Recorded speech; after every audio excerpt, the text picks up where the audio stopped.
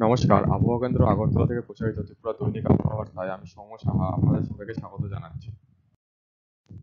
প্রথমে আমরা দেখে নেব গত 24 ঘন্টার জেলাভিত্তিক বৃষ্টিপাত। গত 24 ঘন্টায় ত্রিপুরার খোয়াই জেলায় ভারী বৃষ্টিপাত, সিপাহীজলা ও দক্ষিণ জেলায় অতি হালকা বৃষ্টিপাত এবং বাকি জেলায় মাঝারি বৃষ্টিপাত পরিলক্ষিত হয়েছে।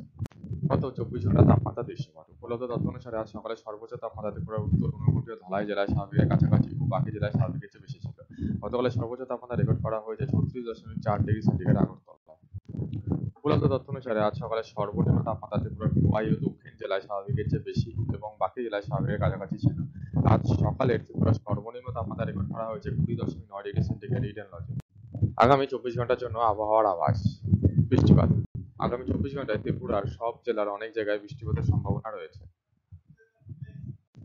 সতর্কতা। ত্রিপুরার সব জেলার কিছু জায়গাতে বজ্রবিদ্যুতের সাথে ঝড়ো হওয়া যা ঘন্টায় 30 থেকে 40 কিলোমিটার গতিবেগে হওয়ার সম্ভাবনা রয়েছে এবং উত্তর ঊনকোটি ও ধলাই জেলার 1-2 জায়গাতে ভারী বৃষ্টিপাতের সম্ভাবনা রয়েছে।